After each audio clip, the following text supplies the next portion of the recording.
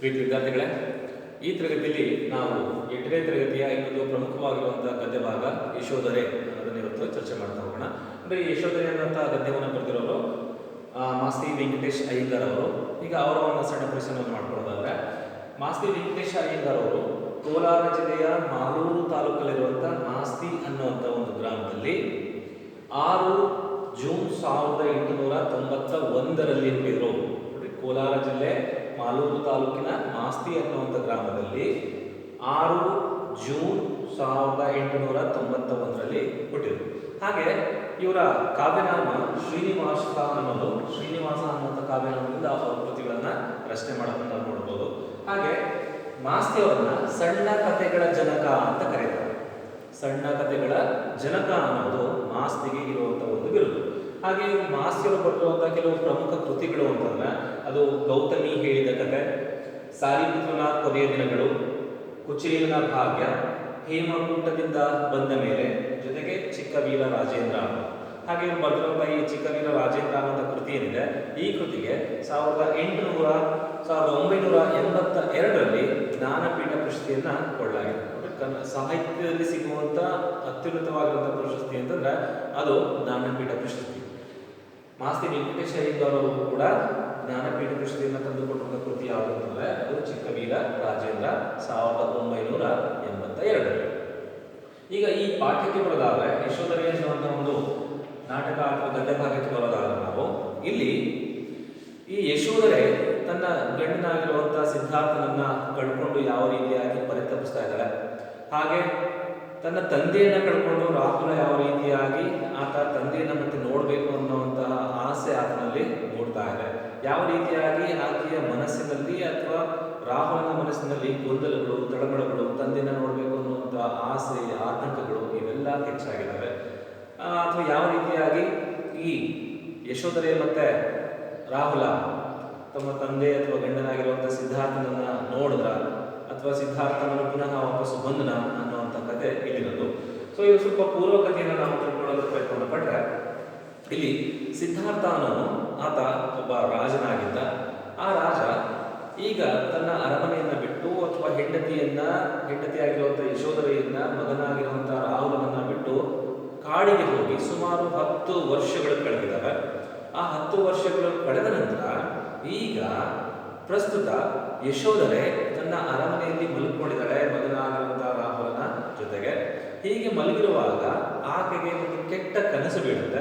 ಆ ಕೆಟ್ಟ ಕನಸು ಬಿದ್ದ ನಂತರ ಆಕೆ ಕನಸಿನಿಂದ ಎಚ್ಚರವಾಗಿ ಎದ್ದು ಕೂತ್ಕೊಂಡು ತನ್ನ ಸಖಿಯಾಗಿರುವಂತಹ, ತನ್ನ ಸಹಾಯಕಿ ಆಗಿರುವಂತಹ ಅಂಬಿಕೆಯನ್ನ ಕರೀತಾಳೆ. ಅಂಬಿಕೆಯನ್ನ ಕರೆದು ಆ ಹೊತ್ತು ಬಿದ್ದಿರುವಂತಹ ಕನಸಿನ ಬಗ್ಗೆ ಚರ್ಚೆಯನ್ನು ಮಾಡ್ತಾಳೆ.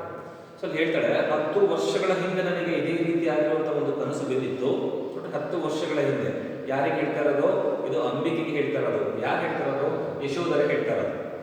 10 ವರ್ಷಗಳ ಹಿಂದೆ ಇದೇ ರೀತಿಯಾಗಿರುವಂತಹ ಒಂದು ಕೆಟ್ಟ ಕನಸು ನನಗೆ ಬಿದ್ದಿತ್ತು. ಆ ಕನಸು ಬಿದ್ದಾಗ ನಾನು ನಿದ್ರೆಯಿಂದ ಎಚ್ಚರವಾಗಿ ಎದ್ದು ನೋಡಿದ್ರೆ ನನ್ನ ಪಕ್ಕದಲ್ಲಿ ಇದ್ದಂತ ನನ್ನ ಪತಿ ಸಿದ್ಧಾರ್ಥ ಅವನಿರಲಿಲ್ಲ. ಅವನು ಅರಮನೆಯನ್ನ ಬಿಟ್ಟು ಹೋಗಿದ್ದ. 10 ವರ್ಷಗಳ ನಂತರ ಇವತ್ತು ನನ್ನ ಮಗನಿಗೆ 10 ವರ್ಷಗಳಾಗಿದ್ದಾವೆ. ಇವತ್ತು ಕೂಡ ನನಗೆ ಅಂಥದೇ ಒಂದು ಕೆಟ್ಟ ಕನಸು ಬಿದ್ದಿದೆ. ಅದೇ ರೀತಿಯಾಗಿ ನಿದ್ರೆಯಿಂದ ಎಚ್ಚರವಾಗಿ ನಾನು ಎದ್ದು ನೋಡಿದಾಗ ದೈವದ ಔಷಧಿಯಿಂದ ನನ್ನ ಮಗ ನನ್ನ ಪಕ್ಕದಲ್ಲೇ ಮಲ್ಕೊಂಡಿದ್ದಾನೆ. ನನ್ನ ಮಗ ನನ್ನ ಬಿಟ್ಟು ಹೋಗಿಲ್ಲ. ಆದ್ರೆ ನನ್ನಲ್ಲಿ ಭಯ ಕಾಣ್ತಾ ಇದೆ. ಏನು ಭಯ ಕಾಣ್ತಾ ಇದೆ ಅಂತಂದ್ರೆ, ಯಾವ ರೀತಿಯಾಗಿ ಆ ಸಿದ್ಧಾರ್ಥ ಮನೆಯನ್ನ ಬಿಟ್ಟು ಹೋದನೋ ಅದೇ ರೀತಿಯಾಗಿ ಎಲ್ಲಿ ರಾಹುಲನು ಕೂಡ ಮನೆಯನ್ನ ಬಿಟ್ಟು ಹೋಗ್ತಾನೋ, ಅವನು ಕೂಡ ನನ್ನನ್ನ ಒಬ್ಬಂಟಿಯಾಗಿ ಮಾಡಿ ಹೋಗ್ಬಿಡ್ತಾನೋ ಅನ್ನುವಂಥ ಭಯ ಇಲ್ಲಿ ಯಶೋಧರೆ ಕಾಣ್ತಾ ಇದೆ. ಆ ಭಯವನ್ನ ಯಶೋಧರೆ ತನ್ನ ಸಖಿಯಾಗಿರುವಂತಹ ಅಂಬಿಕೆ ಜೊತೆಗೆ ಹಂಚಿಕೊಂಡು, ಹಾಗೆ ನಂತರ ಈ ವಿಚಾರವನ್ನ ನಾನು ಮಹಾರಾಜರ ಹತ್ರ ಅಥವಾ ನನ್ನ ಸಿದ್ಧಾರ್ಥನ ತಂದೆ ಹತ್ರ, ಶುದ್ಧೋಧನ ಹತ್ರ ನಾನು ಚರ್ಚೆ ಮಾಡಬೇಕು, ಹಾಗಾಗಿ ಆತನನ್ನ ಕರೆದುಕೊಂಡು ಬಾ ಅಂತ ಅಂಬಿಕೆಗೆ ಹೇಳಿದಾಗ ಅಂಬಿಕೆ ಶುದ್ಧೋಧನ ರಾಜನನ್ನ ಕರ್ಕೊಂಡು ಈ ಯಶೋಧರೆಯ ಅಂತಃಪುರಕ್ಕೆ ಬಂದರು. ಅಲ್ಲಿ ಯಶೋಧರೆ, ಶುದ್ಧೋಧನ, ರಾಹುಲ ಮತ್ತು ಅಂಬಿಕೆ ಈ 4 ಪಾತ್ರಗಳ ನಡುವೆ ನಡೆಯುವಂತಹ ಸಂಭಾಷಣೆಯನ್ನ ಇಲ್ಲಿ ಯಶೋಧರೆ ಅನ್ನುವಂಥ ಒಂದು ಈ ನಾಟಕದಲ್ಲಿ ಚರ್ಚೆ ಮಾಡಿದ್ದಾರೆ. ಈಗ ನಾವು ಆ ನಾಟಕವನ್ನ ಚರ್ಚೆ ಮಾಡ್ತಾ ಹೋಗೋಣ.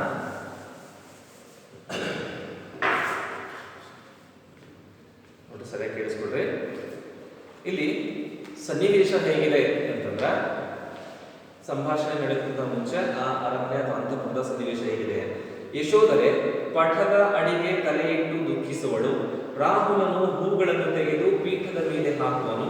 ತಾಯ ಹೆರಳಿಗೆ ಒಂದು ಹೂವನ್ನಿಟ್ಟು ಸೊಗಸು ನೋಡುವನು. ಅದೇ ವೇಳೆಗೆ ರಾಜನು ಅಂಬಿಕೆಯೂ ಬರುವನು.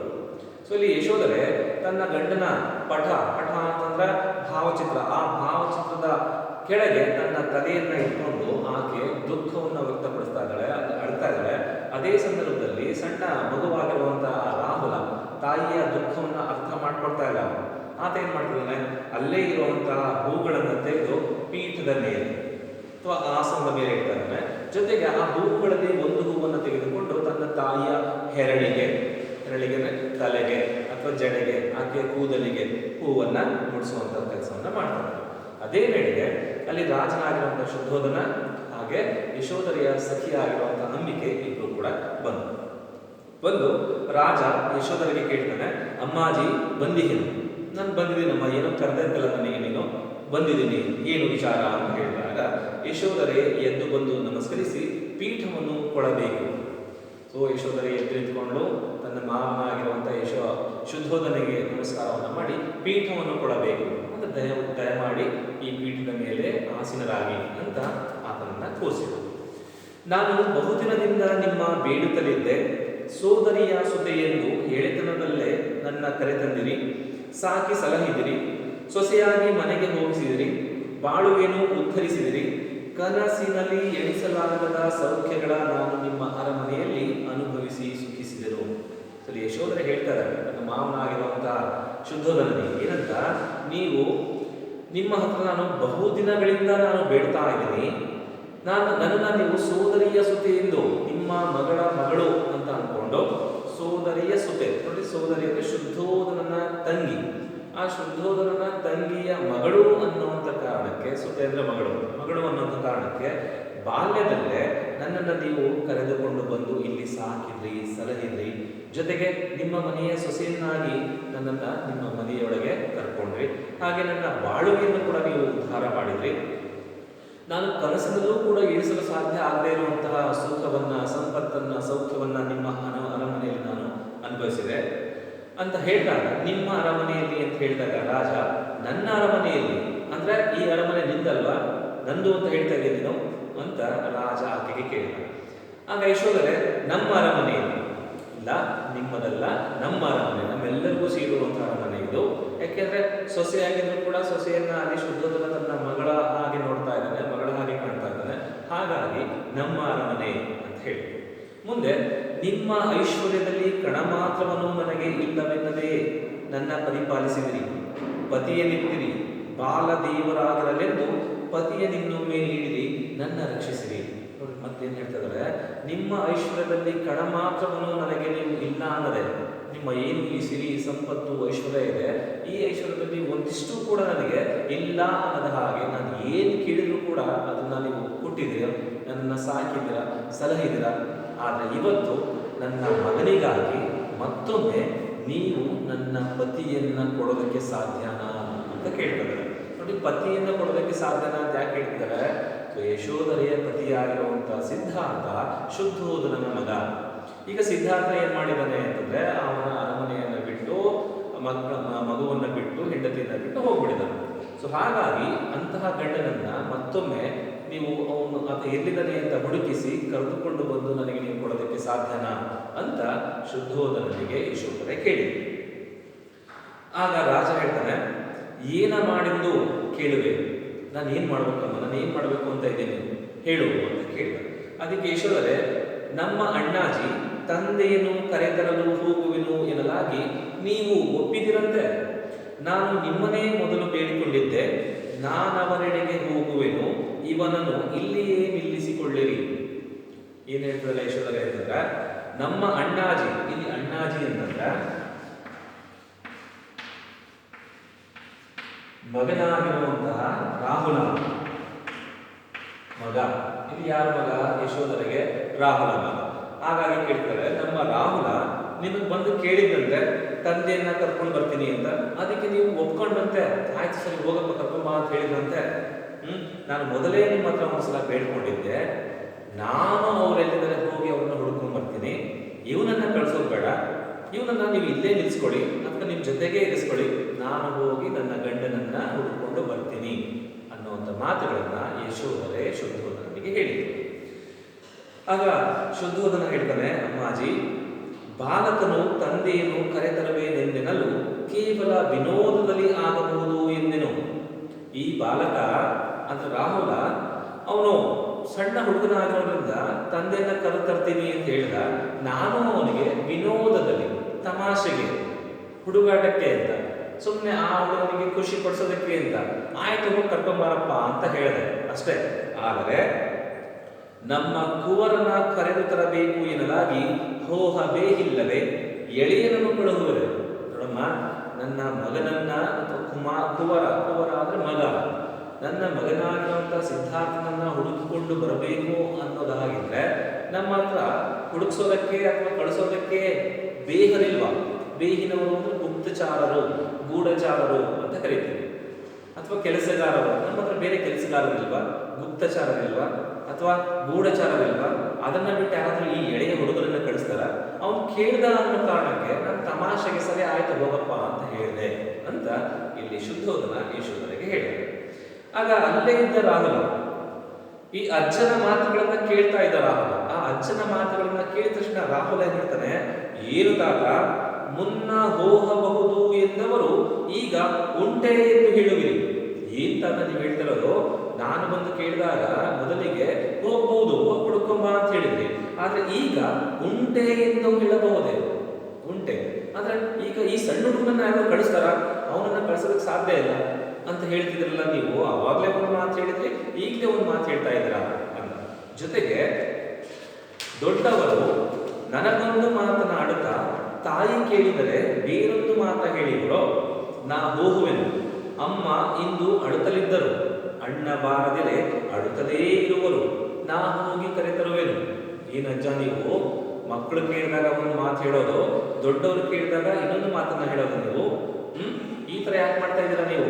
ನಾನು ಇವತ್ತು ನೋಡಿದೆ, ನಮ್ಮ ತಾಯಿ ಏನ್ ಮಾಡ್ತಾ ಇದ್ರು, ಅಳ್ತಾ ಇದ್ರು. ನಾನು ಹೋಗಿ ತಂದೆಯನ್ನ ಹುಡುಕೊಂಡು ಬರ್ಲಿಲ್ಲ ಅಂದ್ರೆ ನಮ್ಮ ತಾಯಿ ಅಳುತ್ತಲೇ ಇರುವರು, ಅವ್ರು ಅಳ್ತಾನೆ ಇರ್ತಾರೆ. ಹಾಗಾಗಿ ನಾನು ಹೋಗುವೆನು, ನಾನು ಹೋಗ್ತೀನಿ, ಹೋಗಿ ನನ್ನ ತಂದೆಯನ್ನ ಹುಡುಕೊಂಡು ಬರ್ತೀನಿ ಅಂತ ರಾಹುಲ್ ಹೇಳಿ.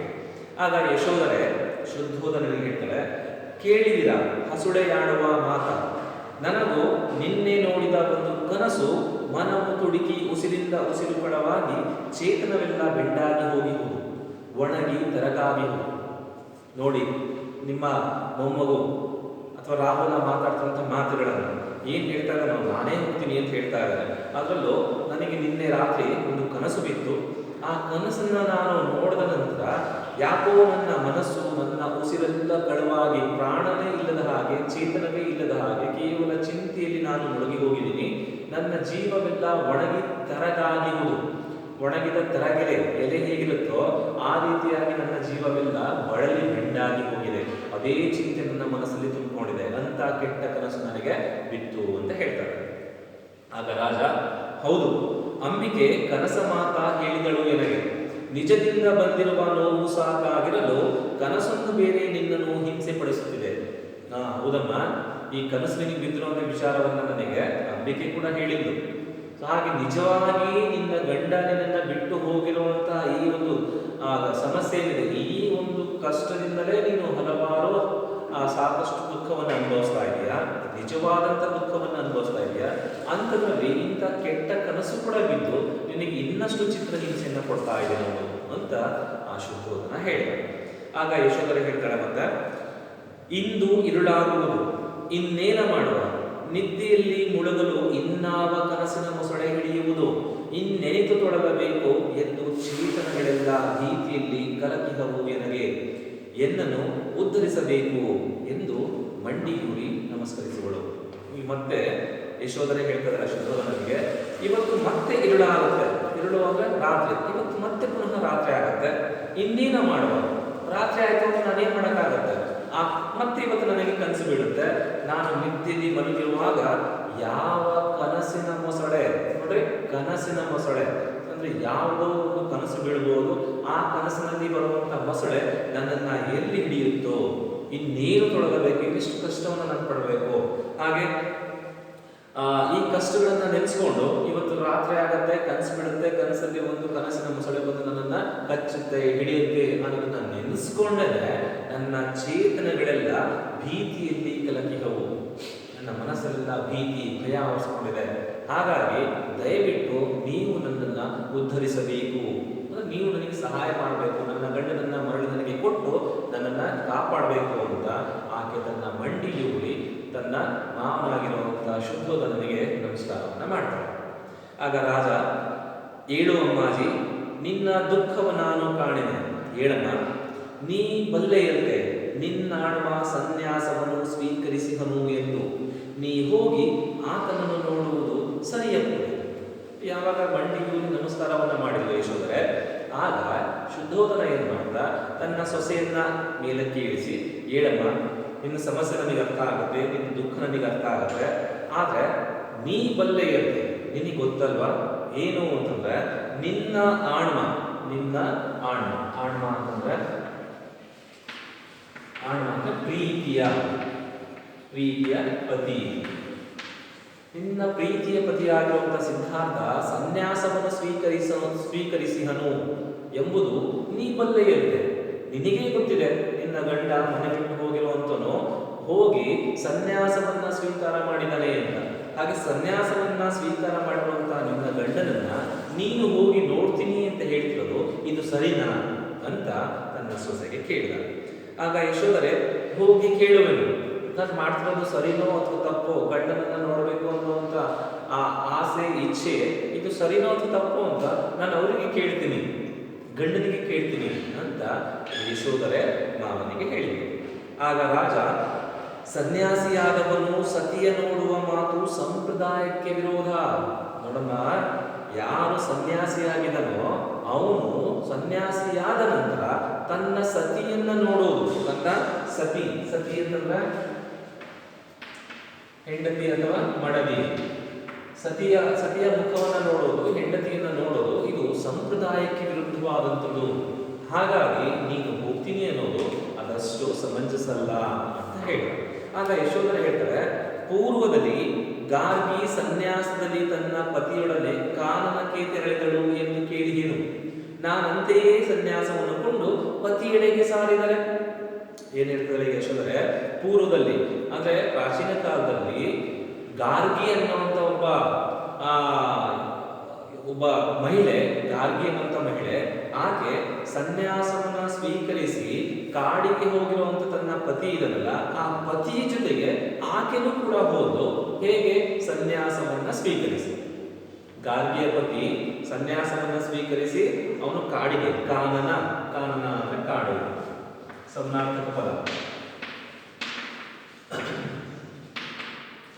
ಗಾರ್ಗಿ ಅನ್ನುವಂತಹ ಸನ್ಯಾಸಿ ಆಕೆನೂ ಕೂಡ ತನ್ನ ಗಂಡನ ಜೊತೆಗೆ ಸನ್ಯಾಸತ್ವವನ್ನು ಸ್ವೀಕರಿಸಿ ಅವಳು ಗಂಡನ ಜೊತೆಗೆ ಕಾಡಿಗೆ ಹೋಗುವ ಅಂತ ನಾನು ಕೇಳಿದ್ದೀನಿ, ನನಗೆ ಗೊತ್ತಿದೆ. ಹಾಗಾಗಿ ನಾನು ಕೂಡ ಈಗ ಸನ್ಯಾಸವನ್ನು ಸ್ವೀಕಾರ ಮಾಡ್ತೀನಿ, ಸನ್ಯಾಸವನ್ನು ಸ್ವೀಕಾರ ಮಾಡಿ ನನ್ನ ಗಂಡನನ್ನ ನೋಡೋದಕ್ಕೆ ಹೋಗ್ಬೋದಲ್ವಾ ಅಂತ ಇಲ್ಲಿ ಯಶೋಧರೆ ಶುದ್ಧೋಧನನಿಗೆ ಹೇಳಿದ್ರು. ಆಗ ರಾಜ ಹೇಳ್ತಾನೆ, ಈಗ ನೀನಿಹ ರೀತಿ ಸನ್ಯಾಸವಲ್ಲವೇ? ಅಲ್ಲಮ್ಮ, ಈಗ ನೀನು ಗಂಡ ಇಲ್ಲದಂತ ಈ ಜೀವನ ಏನ್ ಮಾಡ್ತಾ ಇದ್ದೀರಾ, ಈ ಜೀವನನೇ ಸನ್ಯಾಸತ್ವ ಆಗಿಲ್ವಾ? ಇದೇ ಸನ್ಯಾಸತ್ವ ಅಲ್ವಾ? ಮತ್ತೆ ಬೇರೆ ಸನ್ಯಾಸತ್ವ ಬೇರೆ ಸ್ವೀಕಾರ ಮಾಡ್ಬೇಕಾ ಅಂತ ಇಲ್ಲಿ ಶುದ್ಧೋಧನ ಹೇಳ. ಆಗ ಯಶೋಧರೆ, ಆಣ್ಮ ಸನ್ಯಾಸಿ ಯಾಗಿಹರೆಂಬುದನ್ನು ನೆನೆವ ಸಾಧನೆಯ ವೇಷವಿದು.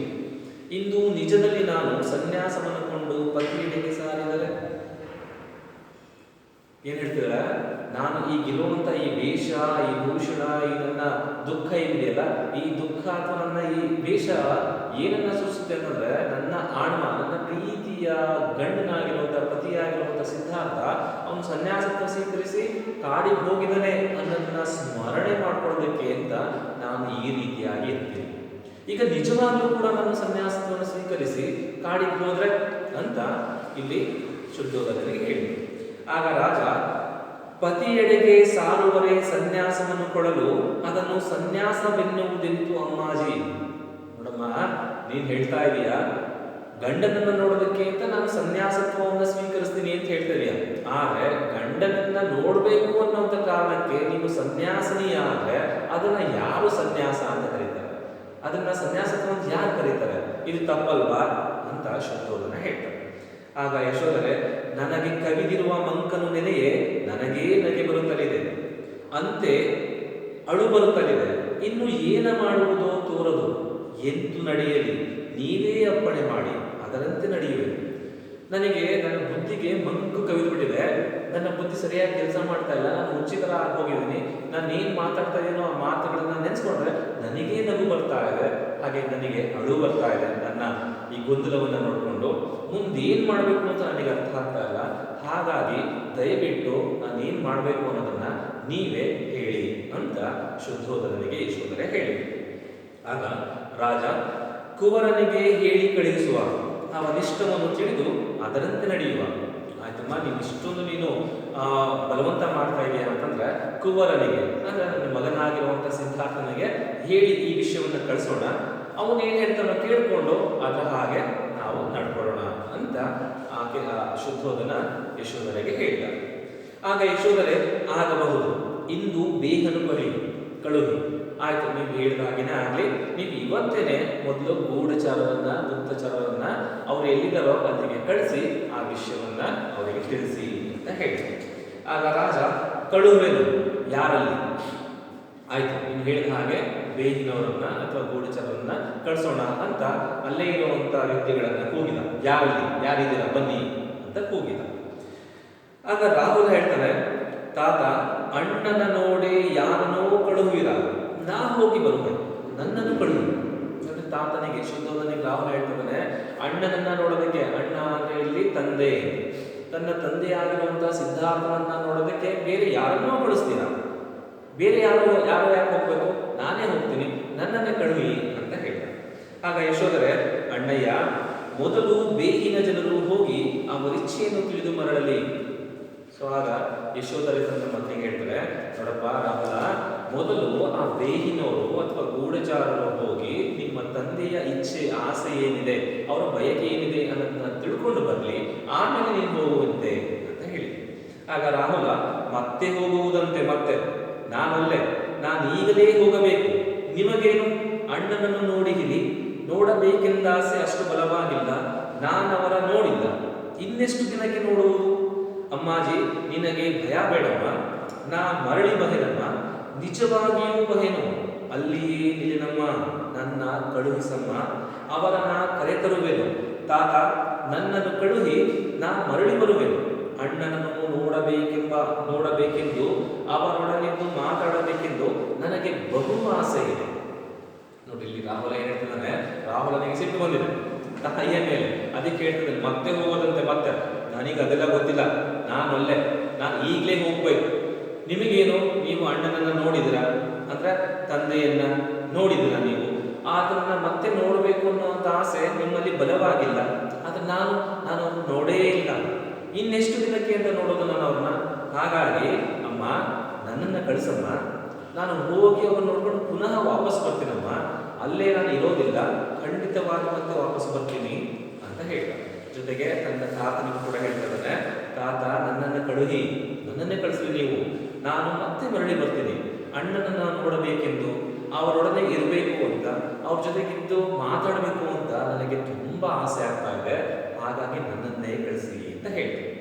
ಆಗ ರಾಜ, ಇರಲಿ ಸುಮ್ಮನಿರಣ್ಣ, ನೋಡು ತಮಾಷೆಯಾಗಿ, ಅವನಪ್ಪ ನಿಮ್ಗೆ ತುಂಬಾ ಆಸೆ ಆಗ್ತಾ ಇದೆ, ಆದ್ರೆ ಏನ್ ಮಾಡೋದು, ನೀನು ಅಂತ ಕಾಡಲ್ಲಿ ಹೋಗಿ ನೋಡ್ಕೊಂಡು ಬರೋಷ್ಟು ದೊಡ್ಡವನಾಗಿಲ್ಲ, ಅಷ್ಟು ಸಮರ್ಥನಾಗಿಲ್ಲ, ಇರ್ಲಿ ಸ್ವಲ್ಪ ಸುಮ್ಮನಿರೋಣ, ನೀನು ಏನಾದ್ರು ಒಂದು ವ್ಯವಸ್ಥೆ ಮಾಡೋಣ ಅಂತ ತಮಾಷೆಯಾಗಿ ಇಲ್ಲಿ ತಾತ ರಾವಣನಿಗೆ ಹೇಳಿದ. ಆಗ ಯಶೋಧರೆ, ಕನಸು ನಿಜವಾಯಿತು, ಕನಸಿನಲ್ಲಿ ಕಂಡ ಹುಲಿ ನಿಜದೊಳು ಎದುರಿಗೆ ಬಂದು ಕೊಡು ನಿನ್ನ ಜೀವವನ್ನು ಎಂದು ಕೇಳುತ್ತಲಿಹುದು. ನಿನ್ನೆ ನಾನು ನೋಡುವಂತ ಕನಸು ನಿಜ ಆಗ್ತಾ ಇದೆ ಅಂತ ಅನಿಸ್ತಾ ಇದೆ, ಯಾಕೆಂದ್ರೆ ಮಗನಲ್ಲಿ ನಾನು ಕಾಡಿ ಹೋಗ್ತೀನಿ ಅಂತ ಹೇಳ್ತಾರಲ್ಲ, ಅದಕ್ಕೆ ಈ ಕನಸನ್ನ ಅಲ್ಲಿ ಹೋಲಿಕೆ ಮಾಡ್ತಾ ಇದ್ದಾರೆ. ನಿನ್ನೆ ಕನಸಲ್ಲಿ ನನಗೆ ಒಂದು ಹುಲಿ ಕಾಣಿಸ್ತು, ಹುಲಿ ಬಂದು ಏನ್ ಕೇಳ್ತು, ಕೊಡು ನಿನ್ನ ಜೀವವನ್ನು, ನಿನ್ನ ಜೀವ ಕೊಡು ನನಗೆ ಅಂತ ಕೇಳ್ತಾ ಇದೆ. ಈಗ ಯಶೋಧರೆಗೆ ಜೀವ ಯಾರು? ಯಶೋಧರೆಯ ಜೀವ ರಾಹುಲ. ಸೊ ಹಾಗಾದ್ರೆ ಅದು ಇಂಡೈರೆಕ್ಟ್ ಆಗಿ ರಾಹುಲನ ಜೀವ ಕೊಡು ಅಂತ ಹುಲಿ ಕೇಳ್ತಾ ಇದೆ ಅಂತ ಹೇಳಿ. ಆಗ ರಾಹುಲ, ಅಮ್ಮಾಜಿ, ನಾನು ಬರುವೆನೋ ಇಲ್ಲವೋ ಎಂದು ನಿನಗೆ ಭಯ ಬೀಹುದಾಗೆ ನನ್ನ ಜೊತೆಯಲ್ಲಿ ನಮ್ಮ ಅಂಬಿಕೆಯ ಕಳುವಮ್ಮ, ನಾವಿಬ್ಬರು ಹೋಗಿ ಅಣ್ಣನನ್ನು ಕರೆತರುವೆವು, ಒಪ್ಪಮ್ಮ ಅಂತ ಹೇಳಿ. ಇಲ್ಲಿ ಮತ್ತೆ ರಾಮರು ಹೇಳ್ತಾರೆ, ನಾವಿಬ್ರು ನಾನೇನಾದ್ರು ಹೋಗಿ ಮತ್ತೆ ವಾಪಸ್ಸು ಬರಲ್ಲ ಅನ್ನೋಂಥ ಅನುಮಾನ ನಿನಗಿದ್ರೆ ನಾನು ಒಬ್ಬನೇ ಹೋಗಲ್ಲ, ನನ್ನ ಜೊತೆಗೆ ನಮ್ಮ ಅಂಬಿಕೆನೂ ನೀನು ಕಳ್ಸಮ್ಮ, ನಾನು ಅಂಬಿಕೆ ಇಬ್ರು ಕೂಡ ಹೋಗ್ತೀವಿ, ಇಬ್ರು ಹೋಗಿ ನಮ್ಮ ಅಣ್ಣನನ್ನ ತಂದೆಯನ್ನ ಮತ್ತೆ ಕರೆದು ನಾವು ಕರ್ಕೊಂಡ್ಬರ್ತೀವಿ ಅಂತ ಹೇಳಿ. ಆಗ ರಾಜ ಅಂಬಿಕೆ ಅಂದ, ಅಲ್ಲೇ ಇರುವಂತ ಅಂಬಿಕೆಗೆ ಕೇಳಿದ. ಆಗ ಅಂಬಿಕೆ ಹೇಳಿ ಸ್ವಾಮಿ ಅಂತ ಹೇಳಿದಕ್ಕೆ ರಾಜ ಹೇಳ್ತಾನೆ, ಬಾಲನಾಡಿದ ಮಾತ ಕೇಳಿದೀಯ? ಏನಂತ ನೋಡಮ್ಮ, ಈ ಬಾಲಕ ಈ ರಾಹುಲ ಹೇಳ್ತಿರುವಂತ ಮಾತನ್ನ ಕೇಳ್ತಾ ಇದೀಯ, ನೀನೇನಂತ ಈ ಮಾತಿಗೆ ಅಂತ ಅಂಬಿಕೆಯನ್ನ ಕೇಳಿದ. ಆಗ ಅಂಬಿಕಾ, ಕೇಳಿದೆ ಅಮ್ಮಾಜಿ, ಕೇಳಿದೆ ಅಮ್ಮಾಜಿ, ಭಯ ಪಡುತ್ತಲಿಹರು, ತಾ ಮರೆಯದಿಹುದು ಏನುಂಟು. ಕೇಳಿದೆ, ಈ ಬಾಲಕ ಹೇಳ್ತಿರುವಂತ ಮಾತನ್ನ ನಾನು ಕೇಳಿಸ್ಕೊಂಡೆ, ಆದ್ರೆ ಅಮ್ಮಾಜಿ ಭಯ ಪಡುತ್ತಲಿಹರು, ಅಮ್ಮಾಜಿ ಅಂದ್ರೆ ಯಶೋಧರೆ ಭಯ ಪಡ್ತಾ ಇದ್ದಾರೆ. ತಾ ಮರೆಯದು ಏನುಂಟು, ನಿಮಗೆ ಗೊತ್ತಿಲ್ಲದಿರೋದು ಅಥವಾ ನಿಮಗೆ ತಿಳಿದೇ ಇರೋದು ಏನಿದೆ ಮಹಾರಾಜ? ಅಲ್ಲಿ ಯಶೋಧರೆ ನೋಡಲು ಭಯ ಪಡ್ತಾ ಇದ್ದಾರೆ, ಜೊತೆಗೆ ರಾಹುಲ ಹೋಗ್ತೀನಿ ಅಂತ ಹೇಳ್ತಾ ಇದ್ದಾನೆ.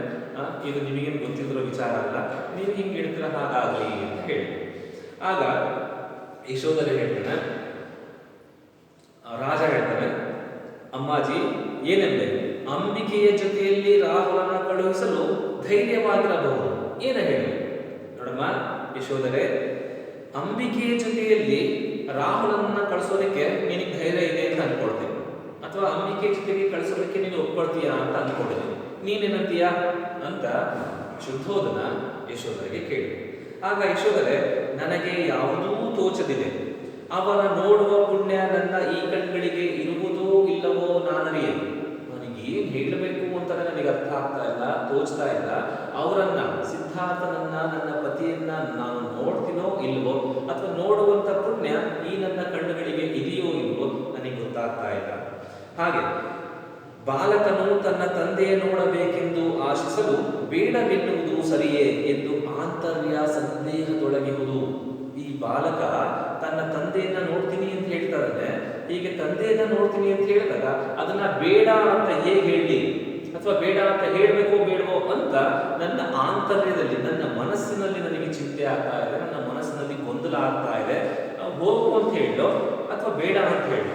ಹೋಗು ಅಂತ ಹೇಳಿದ್ರೆ ದಟ್ಟವಾದಂತಹ ಕಾಡು, ಸಣ್ಣ ಬಾಲಕ, ಎಲ್ಲಿ ಯಾವ ವನ್ಯ ಮೃಗಗಳ ಪಾಲಾಗ್ತಾನೋ, ಅಥವಾ ಹೋಗ್ಬೇಡ ಅಂತ ಹೇಳಿದ್ರೆ ಆ ಸಣ್ಣ ಬಾಲಕನನ್ನ ತನ್ನ ತಂದೆಯನ್ನ ನೋಡ್ಬೇಕು ಅನ್ನುವಂತ ಆಸೆಯಿಂದ ದೂರ ಇಟ್ಟಾಗಲ್ವಾ? ಇಂಥ ಗೊಂದಲಗಳಿಂದ ನನ್ನ ಮನಸ್ಸಲ್ಲಿ ತಳಮಳ ಆಗ್ತಾ ಇದೆ, ನನಗೆ ಚಿಂತೆ ಆಗ್ತಾ ಇದೆ ಅಂತ ಹೇಳಿ. ಕಳುಹುವುದು ಸರಿ ಎಂದು ನಿಮಗೆ ತೋರಿದರೆ ಕಳುಹಿರಿ, ಬೇಡವೇನೆ ನಾನು. ಈಗ ಯಶೋಧರೆ ಏನ್ ಮಾಡಿದ್ರು, ಎಲ್ಲ ಭಾರವನ್ನ ಶುದ್ಧೋಧನನ ಮೇಲೆ ಹಾಕಿದ್ರು. ನಿಮಗೆ ಕಳಿಸೋದು ಸರಿ ಅಂತ ಅನ್ಸಿದ್ರೆ, ಆ ಬಾಲಕನನ್ನ ಅಂಬಿಕೆ ಜೊತೆ ಕಳಿಸೋದು ಸರಿ ಅಂತ ಅನ್ಸಿದ್ರೆ ನೀವು ಕಳಿಸ್ಕೊಡಿ. ಈಗ ನೀವು ಕಳಿಸಿದ್ರೆ ಬೇಡವೇನೆ ನಾನು ಬೇಡ ಅಂತ ಹೇಳ್ತೀನ ಅಂತ ಕೇಳಿ. ಆಗ ರಾಹುಲ, ಅಮ್ಮ ಎಷ್ಟು ಒಳ್ಳೆಯವಳಮ್ಮ ನೀನು ಅಂಬಿಕೆ, ನಡೆ ಹೋಗಿ ಅಣ್ಣನನ್ನು ಕರೆತರುವ, ನಾವು ಹೋಗಿ ಬರೋಣವೇನಮ್ಮ. ನೋಡಿ, ತಾಯಿ ಒಪ್ಪಿಗೆಯನ್ನ ಕೊಟ್ಟ ನಂತರ ತಕ್ಷಣ ರಾಹುಲನಿಗೆ ಸಂತೋಷ ಆಗೋಯ್ತು. ರಾಹುಲ ತಾಯಿಯನ್ನ ಕೊಟ್ಟು ಹೇಳ್ತಾನೆ, ಅಮ್ಮ ಎಷ್ಟು ಒಳ್ಳೆಯವಳಮ್ಮ ನೀನು ಅಂಬಿಕೆ, ನಡೆ ಇಬ್ರು ಕೂಡ ಹೋಗಿ ನಾನು ನೀನು ಆ ನಮ್ಮ ತಂದೆಯನ್ನ ಅಥವಾ ಅಣ್ಣನನ್ನ ಕರೆದುಕೊಂಡು ಬರೋಣ ಅಂತ ಹೇಳಿ ತಾಯಿಗೆ ಮತ್ತೆ ಕೇಳ್ತಾ ಇದ್ದಾನೆ, ನಾನು ಹೋಗಿ ಬರ್ಲೇನಮ್ಮ ಅಂತ ಕೇಳಿ. ಆಗ ಯಶೋಧರೆ ಆ ಮಗುವಿನ ಉತ್ಸಾಹವನ್ನ, ಸಂತೋಷವನ್ನ ನೋಡಿ, ಆಹಾ ಏನು ಉತ್ಸಾಹವಿದು, ಅಪ್ಪಾಜಿ ಹೋಗಿ ಬಾ, ಅಣ್ಣಯ್ಯ ನನ್ನ ಮರೆಯದಿರಣ್ಣ, ನಿಮ್ಮಣ್ಣ ನಮ್ಮ ಮರೆತರು, ನಮ್ಮ ಬದುಕೆಲ್ಲ ಬಯಲಾಯಿತು, ಅವರು ಬಿಟ್ಟಂತೆ ನೀನೆನ್ನ ಕೈ ಬಿಡಬೇಡ. ಆ ಮಗುವಿನ ಉತ್ಸಾಹವನ್ನ ನೋಡಿ ತಾಯಿ ಹೇಳ್ತಾರ, ಎಷ್ಟೊಂದು ಸಂತೋಷ ಪಡ್ತಾ ಇದೆಯಪ್ಪ, ಎಷ್ಟೊಂದು ನೀನು ಉತ್ಸಾಹದಲ್ಲಿದೆಯಾ, ಸರಿ ಆಯ್ತು ಹೋಗಿ ಬಾ, ಆದ್ರೆ ಒಂದು ಮಾತನ್ನು ನೆನ್ಪಿಟ್ಕೊಂಡಿರು, ನನ್ನ ಮರೆಯದಿರು, ಯಾವುದೇ ಕಾರಣಕ್ಕೂ ನೀನು ನನ್ನ ಮರೆಯಬೇಡ. ನಿಮ್ಮ ಅಣ್ಣ ಅಂದ್ರೆ ನಿನ್ನ ತಂದೆ ಸಿದ್ಧಾರ್ಥನು ಕೂಡ ನಮ್ಮನ್ನ ಮರೆತುಬಿಟ್ರು, ಹಾಗಾಗಿ ನಮ್ಮ ಜೀವನವೆಲ್ಲ ಏನಾಯ್ತು, ಬಯಲಾಯಿತು. ಬಯಲು ಶೂನ್ಯ, ವ್ಯರ್ಥ. ನಿಮ್ಮ ತಂದೆ ನಮ್ಮನ್ನ ಮರೆತುಬಿಟ್ರು, ಆವಾಗಿಂದ ನಮ್ಮ ಜೀವನವೆಲ್ಲ ಶೂನ್ಯವಾಗೋಯ್ತು, ವ್ಯರ್ಥವಾಗೋಯ್ತು. ನಿಮ್ಮ ತಂದೆ ಮರೆತ ಹಾಗೆ ನೀನು ಕೂಡ ನನ್ನನ್ನ ಮರೆಯಬೇಡ. ಅವರು ಕೈ ಬಿಟ್ಟ ಹಾಗೆ ನೀನು ನನ್ನ ಕೈಯನ್ನು ಬಿಡಬೇಡ. ತಾಯಿ ತನ್ನ ಮಗನಿಗೆ ಹೇಳಿ, ಹೋಗಿ ಬಾ ಅಂಬಿಕೆ ಜೊತೆಯಲ್ಲಿರು, ನನ್ನ ಮರೆಯದಿರು ಅಂತ ಸೇವಕಿಗೆ ಕೂಡ ಹೇಳಿದ್ರು. ಅಂಬಿಕೆ, ಈ ನನ್ನ ಮಗನನ್ನ ಯಾವತ್ತೂ ಕೂಡ ನೀನು ಕೈ ಬಿಡಬೇಡ, ನನ್ನ ಮಗನ ಜೊತೆಗೆ ಇರು, ಹಾಗೆ ನೀನು ಕೂಡ ನನ್ನನ್ನ ಮರಿಬೇಡ ಅಂತ ಹೇಳಿ. ಆಗ ಅಂಬಿಕೆ, ನನ್ನಾಣೆ ಮರೆಯುವೆನ ತಾಯಿ, ನನ್ನಾಣೆಗೂ ನಿಮ್ಮನ್ನ ಮರೆಯೋದಕ್ಕೆ ಸಾಧ್ಯನಾ ತಾಯಿ, ಖಂಡಿತವಾಗಿ ನಾನು ನಿಮ್ಮನ್ನ ಮರೆಯೋದಿಲ್ಲ ಅಂತ ಹೇಳಿ. ಆಗ ಯಶೋಧರೆ, ಮರೆತರೂ ತಪ್ಪಲ್ಲ, ಅದು ನನ್ನ ವಿಧಿ ಎಂದೆ. ಒಂದು ಪಕ್ಷ ನೀನು ನನ್ನನ್ನು ಮರೆತರೂ ಕೂಡ ನಾನು ತಪ್ಪು ಅಂತ ಹೇಳಲ್ಲ. ಯಾಕೆಂದ್ರೆ ನನ್ನ ಹಣೆ ಬರಹ ಆಗಿದೆ, ನನ್ನ ವಿಧಿ ಆಗಿದೆ. ನೋಡಿ, ಸಿದ್ಧಾರ್ಥ ಕೂಡ ಮರೆತು ಹೋಗ್ಬಿಟ್ಟು 10 ವರ್ಷ ಆಯ್ತು, ಮತ್ತೆ ಆತನಿಗೆ ನನ್ನ ನೆನಪೇ ಬರಲಿಲ್ಲ. ಈಗ ಪತಿನೇ ಮರೆತು ಹೋದ್ಮೇಲೆ ನೀನೇನಾದ್ರು ಮರ್ತೆ ಅಂತಂದ್ರೆ ಅದಕ್ಕೆ ನಾನು ಬೇಜಾರಾಗಲ್ಲ, ಅದು ನನ್ನ ಹಣೆ ಬರಹ ಅಂತ ಅನ್ಕೊಡ್ತೀನಿ ಅಂತ ಇಲ್ಲಿ ಯಶೋಧರೆ ಅಂಬಿಕೆಗೆ ಹೇಳಿದರು. ಆಗ ರಾಜ, ನಿನ್ನ ವಿಧಿ ಕೆಟ್ಟುದೆಂದು ಎಣಿಸದಿರು ಅಮ್ಮಾಜಿ, ನಿನ್ನ ಅರಸನೀಗ ಲೋಕಕ್ಕೆ ಪೂಜ್ಯನೆನಿಸಿದನು. ನೋಡಮ್ಮ ಯಶೋಧರೆ, ನಿನ್ನ ವಿಧಿ ಅಂದ್ರೆ ನಿನ್ನ ಹಣೆ ಬರಹ, ನಿನ್ನ ಅದೃಷ್ಟ ಕೆಟ್ಟು ಹೋಗಿದೆ ಅಂತ ಅನ್ಕೋಬೇಡ. ಯಾಕೆ ಅಂತಂದ್ರೆ ನಿನ್ನ ಅರಸ, ನಿನ್ನ ಪತಿ ಈಗ ಇಡೀ ಲೋಕಕ್ಕೆ ಪೂಜ್ಯ ಅಂತ ಅನ್ಸ್ಕೊಂಡಿದ್ದಾನೆ. ಜೊತೆಗೆ ರಾಜ್ಯ ಮಾಡುವುದೆಂಬ ಕಿರಿಯ ಹಿರಿಮೆಯನ್ನು ಜಗದ ಜೀವಗಳ ಉದ್ಧರಿಪ ಹಿರಿಮೆಯನ್ನು ಒಳಪಟ್ಟು ರಾಜ ಅಧಿರಾಜ ವೃಂದಗಳಿಂದ ಓಲೈಸಿಕೊಳ್ಳುತ್ತಾ ಚಕ್ರಾಧಿಪತಿಯಂತೆ ನಿಂದಿಹನು. ಈಗ ನಿನ್ನ ಗಂಡ ರಾಜ್ಯದ ರಾಜನಾಗಬೇಕು ಅನ್ನುವಂಥ ಕಿರಿಯ ಆಸೆ, ಒಂದು ಸಣ್ಣ ಆಸೆಯನ್ನ ಬಿಟ್ಟು ಅವನು ಜಗದ ಜೀವಗಳ ಉದ್ಧರಿಪ, ಇಡೀ ಜಗತ್ತಲ್ಲಿರುವಂತಹ ಜೀವಗಳನ್ನ ಉದ್ಧಾರ ಮಾಡುವಂತಹ ಒಂದು ಹಿರಿಯ ಜವಾಬ್ದಾರಿಯನ್ನು, ದೊಡ್ಡ ಜವಾಬ್ದಾರಿಯನ್ನ ತೆಗೆದುಕೊಂಡು ರಾಜ ಮಹಾರಾಜ ಅಧಿರಾಜರ ಗುಂಪಾಗಿರುವಂತಹ ರಾಜ ಮಹಾರಾಜರಿಂದ ಹಲವಾರು ಚಕ್ರಾಧಿಪತಿಗಳಿಂದ ಓಲೈಸಿಕೊಳ್ಳುತ್ತಾ ಸ್ವತಃ ಅವನೇ, ನಿನ್ನ ಗಂಡನೇ ಒಬ್ಬ ಚಕ್ರಾಧಿಪತಿಯಂತೆ ಇವತ್ತು ಮೆರಿತಾ ಇದ್ದಾನೆ, ಇವತ್ತು ನಿಂತಿದ್ದಾನೆ. ಆದ್ರೆ ಈಗ ಅವನು ಸಿದ್ಧಾರ್ಥ ಚಕ್ರಾಧಿಪತಿಯಾಗಿದ್ದಾನೆ ಅಂತಲ್ಲ, ದೊಡ್ಡ ದೊಡ್ಡ ರಾಜರು ಮಹಾರಾಜರು ಅಧಿರಾಜರು ಕೂಡ ಇವತ್ತು ಆ ಸಿದ್ಧಾರ್ಥ ಹೇಳಿದಂತಹ ದಾರಿಗೆ ಸಾಕ್ತಾ ಇದ್ದಾರೆ, ಸಿದ್ಧಾರ್ಥನ ದರ್ಶನಕ್ಕಾಗಿ ಕಾಯ್ತಾ ಇರ್ತಾರೆ, ಸಿದ್ಧಾರ್ಥನ ತತ್ವಗಳನ್ನ ಆದರ್ಶಗಳನ್ನ ಪಾಲಿಸ್ತಾ ಇದ್ದಾರೆ. ಅಂತ ರಾಜ ಮಹಾರಾಜರಿಗೆ ನಿನ್ನ ಗಂಡ ಇವತ್ತು ಚಕ್ರಾಧಿಪತಿಯಾಗಿದ್ದಾನೆ ಅಂತ ಹೇಳಿದ ಹಾಗೆ ಬೇರೆ ರಾಜರೆಲ್ಲ ಕೇಳ್ತಾ ಇದ್ದಾರೆ. ಹಾಗಾಗಿ ಏಕೆ ಚಿಂತಿಸುವೆ, ಚಿಂತೆಯನ್ನ ಮಾಡಬೇಡ. ಈ ಬಾಲಕನು ನಿನ್ನ ಈ 10 ವರ್ಷದ ತಪವೇ ಮೇಯ್ಬಿತ್ತು, ನಿನ್ನ ಮನವನ್ನು ಕರೆಯ ಹೊರಟಂತೆ ಹೊರಡಿಹನು. ಚಿಂತೆಯನ್ನ ಮಾಡಬೇಡ. ಈ ಬಾಲಕ ನಿನ್ನ ಮಗ ಇದ್ದಾನೆ ರಾಹುಲ, ನೀನು 10 ವರ್ಷಗಳಿಂದ ಏನು ನಿನ್ನ ಗಂಡನಿಗಾಗಿ ತಪಸ್ಸನ್ನ ಮಾಡ್ತಿದ್ಯಾ, ನಿನ್ನ ಗಂಡನಿಗಾಗಿ ನೀನು ಕಾಯ್ತಾ ಇದೆಯಾ, ಆ ನಿನ್ನ ಕಾಯುವಿಕೆ, ಆ ನಿನ್ನ ತಪಸ್ಸೆ ಇವತ್ತು ಈ ಬಾಲಕನ ರೂಪದಲ್ಲಿ ಮೇಯ್ಬಿತ್ತು. ಅವತಾರ ಅಂತ ಕರೀತೀವಿ. ನಿನ್ನ ತಪಸ್ಸೇನಿದೆ, ನಿನ್ನ ಕಾಯುವಿಕೆ, ಆ ನಿನ್ನ ತಪಸ್ಸೆ, ನಿನ್ನ ಪುಣ್ಯವೇ ಇವತ್ತು ನಿನ್ನ ಮಗನ ರೂಪದಲ್ಲಿ ನಿನ್ನ ಗಂಡನನ್ನ ಹುಡುಕೋದಕ್ಕೆ ಅಂತ ಹೋಗ್ತಾ ಇದೆ. ಹಾಗೆ ವಿಧಿಯರಿತು ನಡೆಯುವ ಹವನದಲ್ಲಿ ಉದ್ಘಾತೃಗಳು ಸ್ವರ ಹಿಡಿದು ಸೊಗಸಾಗಿ ನುಡಿದ ಶಕ್ತಿಯ ಮಂತ್ರ ದೇವರನ್ನು ತರುವಂತೆ ನಮ್ಮ ಈ ಬಾಲಕನು ನಮ್ಮ ಸಿದ್ಧಾರ್ಥನನ್ನು ಬಿಡದೆ ತಂದೆ ತಹನು.